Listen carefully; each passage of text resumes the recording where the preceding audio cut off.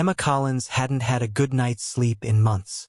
With the eviction notice taped to her apartment door and two hungry mouths to feed, 6-year-old Ava and 10-year-old Mason, her days felt like a slow-motion nightmare.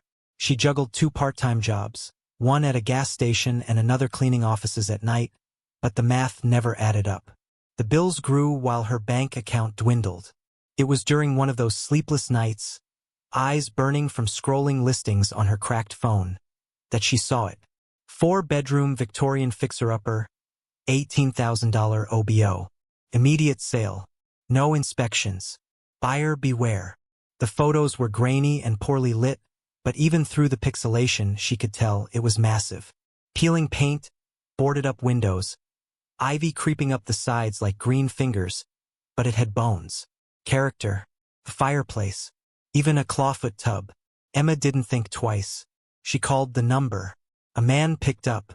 His voice was dry, impatient, like he hadn't spoken to anyone in weeks. "No tricks," he muttered. "You want it? It's yours. Cash only." Emma used every last cent she had saved, plus sold the few valuables she owned, including her wedding ring, long abandoned in a sock drawer since her husband had walked out 3 years ago. The man handed her the keys on the edge of town, didn't offer his name, and left in an old, rusted van. No handshake, no paperwork, just a set of tarnished brass keys, heavy in her palm. The kids didn't understand. "But why here, Mom?" Mason asked, glancing up at the house as if it might collapse at any moment. Emma forced a smile, even though her stomach twisted. "Because it's ours," she said. The first night was cold. There was no heat, no electricity, just dust and wind howling through broken panes. They slept on air mattresses in the living room, bundled under blankets like survivors. Mason insisted on sleeping with the flashlight clutched in his hand. Ava clung to Emma like she was still a baby. At 2:13 a.m., Emma woke to the sound of footsteps overhead. She sat up sharply. The kids were asleep beside her. The house was supposed to be empty. She waited. Silence. She told herself it was old wood settling. Nothing more. But in the morning, when they climbed the creaking stairs, she noticed something odd. A child's handprint smeared across the dusty window in the upstairs hall. It was too high for Ava to reach. Emma spent the next few days cleaning, or trying to. Each room felt like it resisted her touch. Her mop never stayed wet enough, the dust never fully left. The kitchen smelled faintly of rotted meat, no matter how much bleach she used. And there was one room, the attic, that refused to open, the door swollen tight in its frame. Mason started asking questions. "Why doesn't the bathroom mirror work?" he asked one morning. "What do you mean? When I look into it, it doesn't look like me. It's like, slower." Emma didn't know how to answer. She checked the mirror herself. Her own reflection stared back, but for a fleeting second, as she turned away, she could swear it smiled when she didn't. She didn't tell the kids about the noises at night, the whispering, the way the lights flickered even when the power had yet to be restored. She told herself it was her imagination. Sleep deprivation, the stress of a new start, the cold. But on the 6th night, Ava screamed. Emma bolted upright, heart in her throat. She found her daughter standing in the middle of the hallway, her eyes wide, her small finger pointing to the top of the staircase. "There's a lady," she whispered. Emma turned. There was nothing there. What did she look like, sweetie? She had black eyes. She said, "Don't go in the attic." They hadn't told Ava about the attic. In fact, Emma had kept it locked, not wanting the kids poking around until she could get inside and make sure it was safe. But Ava's words left her cold. That night, when the kids were asleep, Emma took a crowbar and pried the attic door open. It groaned like a living thing. The smell that hit her was old, like mildew, mothballs, and something else, something sour. She climbed the stairs. The room was empty, except for a rocking chair in the center, slowly rocking back and forth. She reached out to stop it, but it stopped before her hand touched it. Emma's breath hitched. Her skin prickled with goosebumps. She turned to leave, and that's when she saw the writing on the wall, scrawled in faded red letters behind a torn curtain. "It knows you." The morning after she found the attic, Emma tried to pretend everything was fine.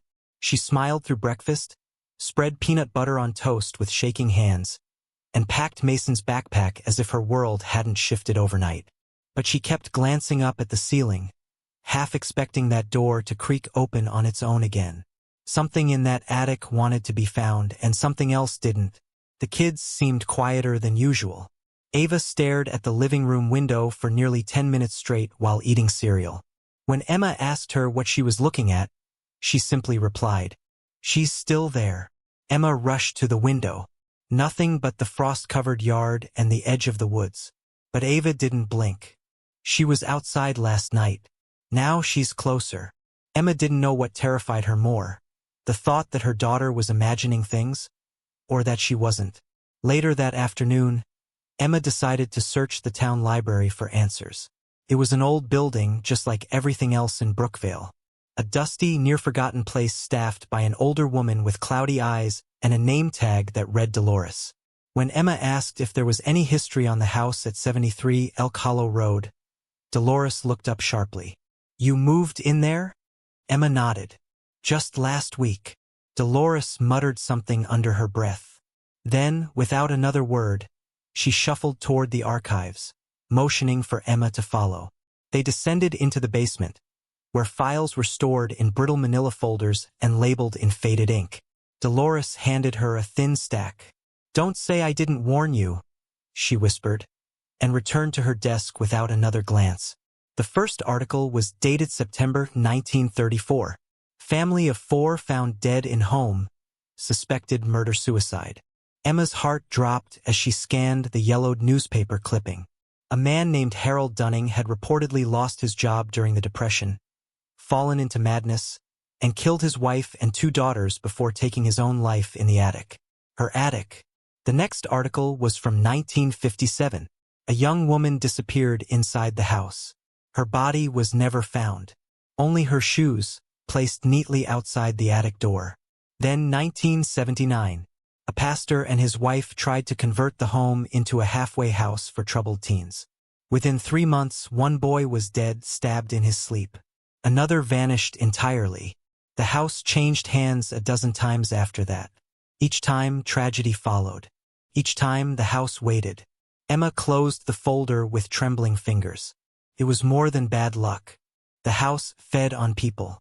And now it had her family. She rushed back home as the sky turned an unnatural gray.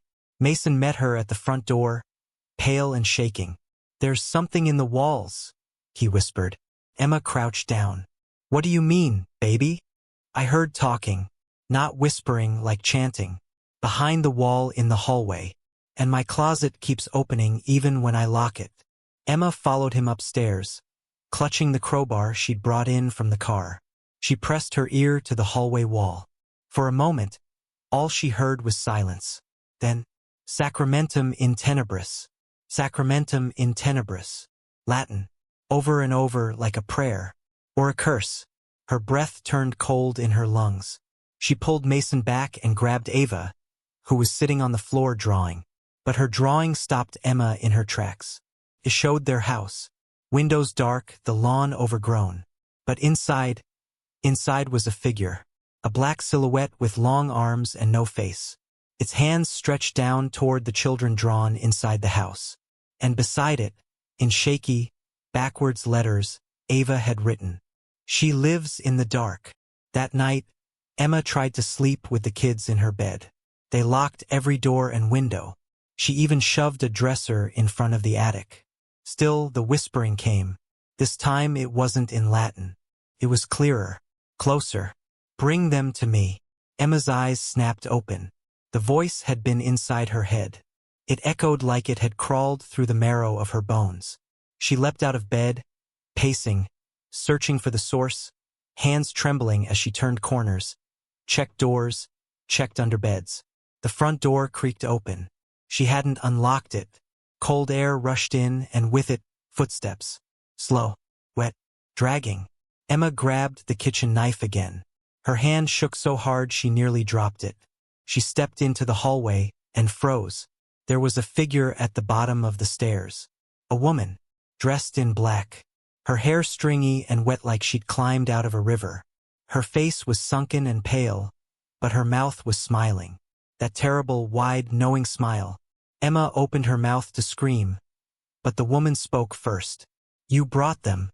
Good." The lights in the house went out. Emma ran, grabbed the kids from bed, barely able to carry them both at once.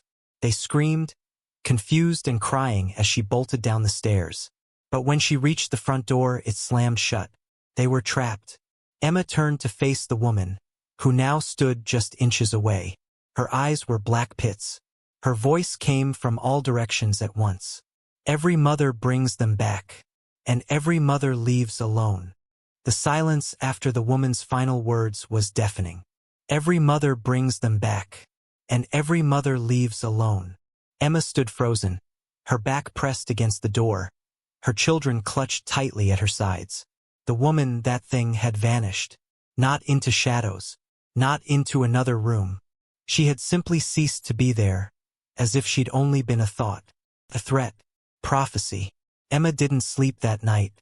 She sat on the floor in the living room, watching the front door, a knife in one hand and a flashlight in the other. Every sound made her jump. Every creak in the floorboards, every gust of wind slapping against the window. It all felt intentional. The kids were restless in their sleep. Ava murmured in strange syllables. Mason whimpered, gripping his backpack like a shield. By sunrise, Emma knew one thing. She needed help. But not from a priest or a psychic or the police. She needed to understand the rules. Because this wasn't a ghost story. It was a game, and she was being played. That morning, Emma returned to the library. This time, Dolores was gone. In her place was a younger man, mid-30s, wearing a tattered sweater and dark circles under his eyes. He introduced himself as Peter and seemed surprised anyone would even ask about the house on Elk Hollow. Thought they tore that place down. Emma sat across from him and slid over the newspaper clippings she'd found. Peter's fingers hovered over them. "My grandfather used to talk about that place," he said quietly. "Said it's not haunted. Said it's hungry." He looked her dead in the eye. "It doesn't kill people. Consumes them, piece by piece. Fear first, then memory, then body." Emma's breath caught. Peter continued, "But there's something else. My grandfather told me about a journal, hidden somewhere in that house, written by the first woman who survived it." Emma blinked. "Someone survived?" He nodded. "Once. In 1921. Her name was Clara Aldrich. She lived there with her husband and 2 boys. The house took them, but not her. She wrote everything she could remember before she vanished." Emma leaned forward. "Where's the journal?" "No one knows. But the rumor is, she hid it somewhere the house didn't control. Somewhere sacred." Emma drove home with the windows rolled down, letting the cold air slap her awake. She'd survived this long. She wasn't going to let her children be next. Back at the house, the front door was ajar.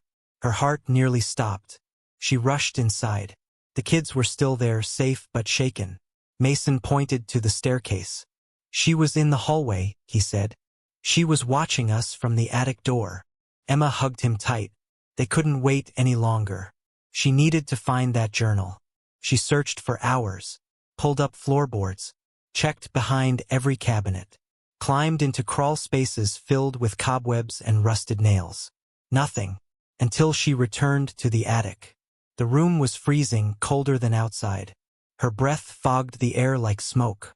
She stepped inside, her boots crunching on broken plaster.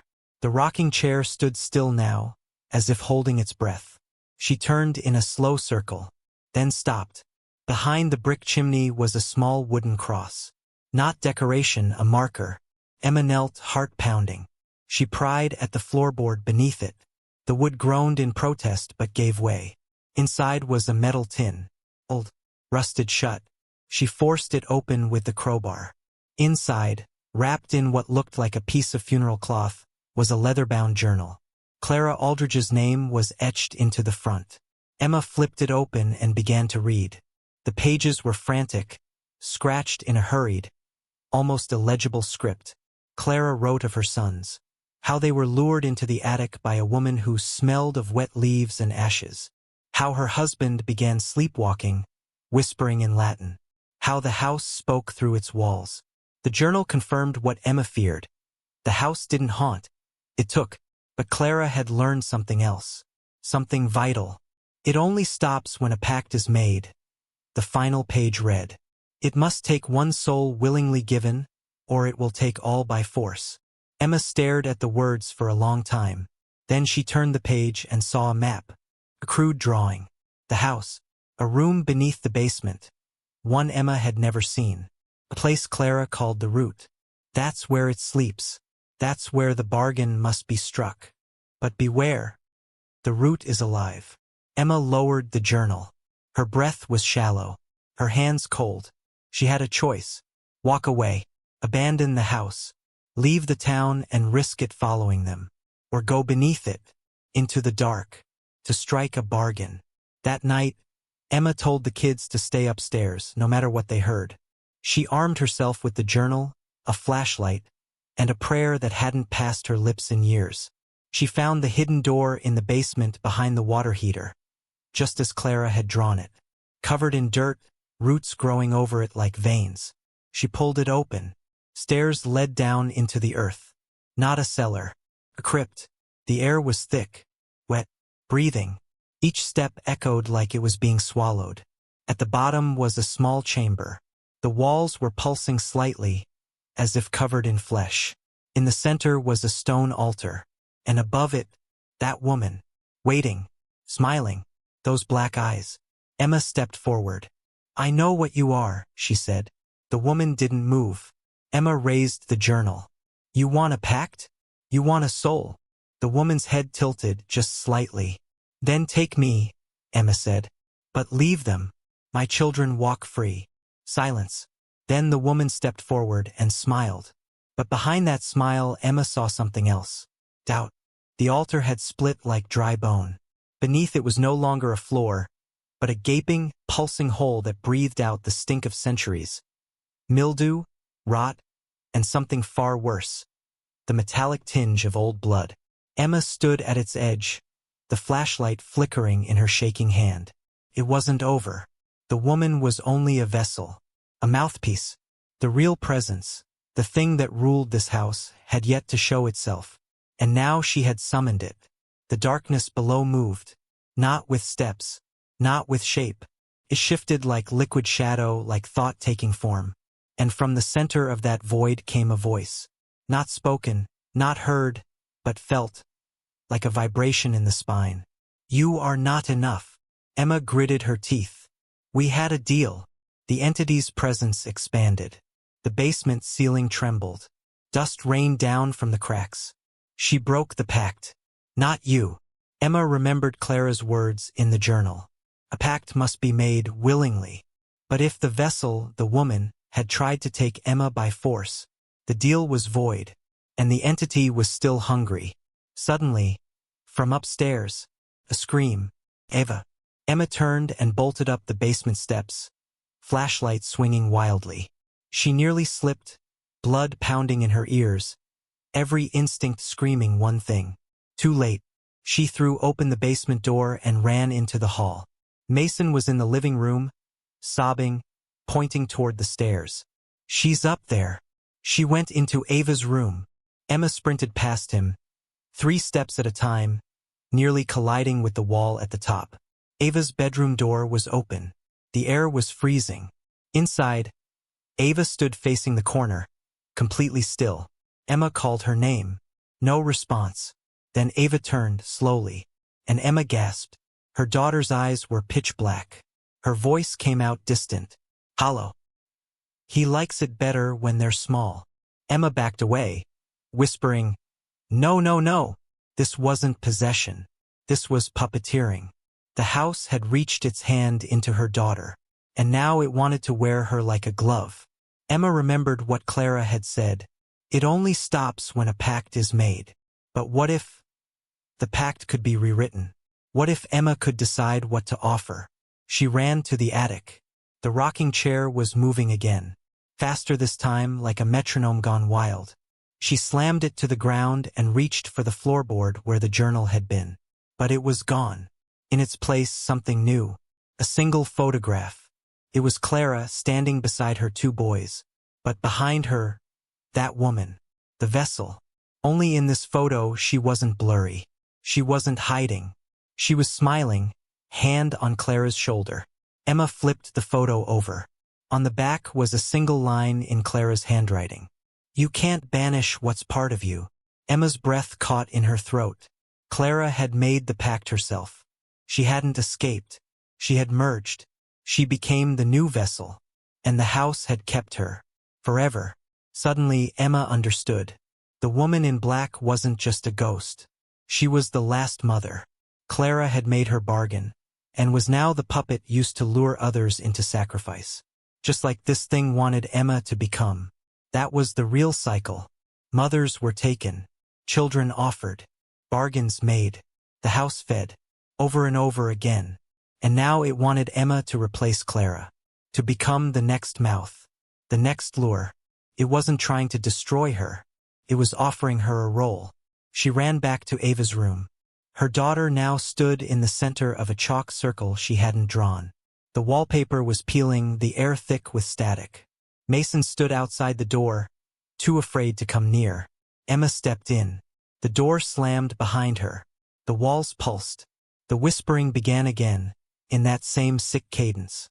"Give, give, give." The floor cracked at her feet, and a black tendril, more smoke than flesh, rose from it, curling around her wrist. Emma didn't flinch. Instead, she reached into her coat pocket and pulled out a lighter. She'd brought it earlier, thinking she might need it if things went bad. Now she knew she needed it. The tendril froze. Emma's voice was steady. "You want me? You want to keep the cycle going? Then listen closely." She flicked the flame to life. "I'll make your pact, but it's on my terms." The room shuddered. Ava collapsed, gasping. The black in her eyes faded. The tendrils retracted. And the voice returned. "Speak." Emma took a deep breath. "No more children. No more tricking mothers. You want a voice? You can have mine. You want a home? Take me. But my kids walk away. And when I say walk, I mean they forget. They never remember this place. They never remember me. You erase me from their hearts." The flame flickered as if the air itself recoiled. A pause. Long, heavy. Then the voice echoed again. "Agreed." The house exhaled all at once. A howling wind burst from every vent and crack. The walls shook. Furniture toppled. Lights exploded in bursts of glass. Emma held onto the doorframe, shielding her daughter. Then everything went silent. The darkness fell away. When Emma opened her eyes, she was alone. She ran to the window. Outside, dawn was rising. The fog had lifted. She ran through the house, room by room. Mason's things were gone. Ava's drawings vanished. The bed was made empty. Not empty. Erased. Just like she asked. She walked down the hall and stopped in front of the mirror. Her reflection stared back. But it wasn't just her anymore. Behind her eyes, something watched. 21 years later, Ava stood in a quiet bookstore in downtown Asheville, flipping through a worn journal with cracked leather binding. The pages smelled like old wood and rain. Her fingers hesitated on the final page. It was blank, but something about it made her uneasy. A strange tingle in the back of her throat, like a memory trying to claw its way out. The bell above the shop door jingled as her younger brother Mason stepped in. Taller now, beard scruffy, carrying 2 coffees. "They were out of oat milk," he said, handing one to her. She smiled. "I'll live." They sat together by the window, people passing like ghosts beyond the glass. "So," Mason said after a moment, "you really think it's time?" Ava nodded. "I don't know why. I've been dreaming about it again. The stairs. The red wallpaper. The attic." Mason's eyes narrowed. "I've had them too. Only I never remember anything once I wake up." They shared a silence thick with something unspoken. Then Ava pulled a folded flyer from her coat pocket. It was wrinkled and damp, like it had been pulled from a gutter. "For sale." Charming historic home on Elk Hollow Road. Fixer-upper. Cash buyers only. Motivated seller. Mason paled. You found it, he whispered. Ava didn't respond. She was staring out the window. A little girl passed, holding her mother's hand. For just a moment, she saw a flicker, just a flicker, of a woman standing behind them in the glass. Not a stranger. Not a ghost. Someone familiar. They drove there the next day. The town was the same, though neither of them had memories of ever living there. They had grown up in Georgia, or so they were told. Raised by foster parents after some tragic fire took their mother. At least that was the story. But now, standing in front of the house on Elk Hollow Road, Ava and Mason both felt it. The hum. It vibrated through their bones, quiet and deep, like a cello string plucked in the dark. The house had been renovated slightly, new siding, repainted trim, but the bones were the same. The porch groaned the same way. The third step still creaked. Inside, the air was stale but not cold. In fact, it was warm, almost welcoming. Mason whispered, I know this place. Ava ran her hand along the hallway wall. Me too. They wandered through each room, feeling pieces of themselves snap into place, like bones clicking back into their sockets. The attic was locked. Of course it was. But Ava found the key, tucked behind a loose baseboard, as if the house wanted her to find it. They climbed the stairs together, hearts pounding, breath shallow. The attic was dustless. The rocking chair stood perfectly still. And in the corner, a trunk, old, ironbound, just like in Ava's dreams. She opened it. Inside was a collection of photographs. Black and white, yellowed, dozens of them, all of women, mothers, standing in front of this very house, smiling, holding their children. Then she found it. The final photo.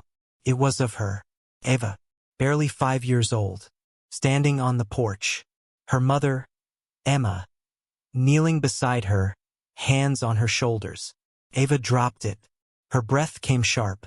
Mason picked it up, stared at it. We were here. Ava clutched her temples. The headache struck like a blade. And then, memory. Not a flood. A rupture. Images spilled into her mind. The whispers. The basement. The altar. Her mother's voice, firm and trembling. Take me, but leave them. She remembered everything. She collapsed onto the floor, sobbing. Mason stood frozen, staring at the photo. And then the attic door creaked shut behind them. The air shifted. A coldness bled through the wood. And from the shadow in the corner, a figure emerged. Tall, familiar, dressed in black. Emma, older, still. Her eyes were no longer entirely human, dark, endless. But her smile, that was still hers. Ava stood slowly, tears tracking down her face. Mom! Emma stepped closer, her voice gentle. I asked it to make you forget, to keep you safe. You did, Mason whispered. But we came back. Emma's face softened. Because it wants more. She turned her eyes to Ava. You were born in this house. That tie never breaks. It calls to blood. Ava reached out a trembling hand. You're still you. Emma hesitated. Mostly. Suddenly the attic trembled. The rocking chair began to move. The floorboards groaned. Emma's expression shifted. It's waking up. It knows you're here. It remembers your scent. Ava stepped forward. Then let's end it. The cycle. The feeding. All of it. Emma looked down. It's not that simple. This place isn't haunted. It's alive. It's rooted. But there's always a bargain, Mason said. Right? Emma nodded. But this time, it doesn't want a mother. She looked at her son. It wants a seed. Mason blinked. What? It wants someone born here. Someone it touched but never kept. Someone it can grow from. It wants to make more than a house. It wants to make a world. The attic shuddered again. The decision was coming. Ava looked at Mason. We came back. That means we get to choose. Mason's eyes filled with tears. I'm not letting you. No, she said firmly. Neither of us will be taken. Not like her. She turned to Emma. There must be another way. Her mother stepped forward. There is. She opened her hand. A match. The house has a heart. Beneath the altar. You strike it there, everything ends. Ava swallowed. But Yule. Emma nodded. I was never leaving. My soul is twined in its roots. She smiled again. But you can still burn it out. They ran. Down the stairs. Through the house. Into the basement. The door behind the water heater opened before they touched it. The house remembered them. The altar was still there. Cracked. Waiting. Ava struck the match. The flame danced, small and fragile. But when she lowered it into the roots, the entire basement screamed. The house wailed. From every room, every wall, came a roar like dying thunder. The walls cracked. Smoke poured upward. Fire caught like it had been waiting for permission. Mason grabbed her hand. Let's go. They ran. The front door flung open. They dove into the yard as the house exploded in flames behind them. By morning, nothing was left but ash. The fire marshal said it was an electrical fire. A freak accident.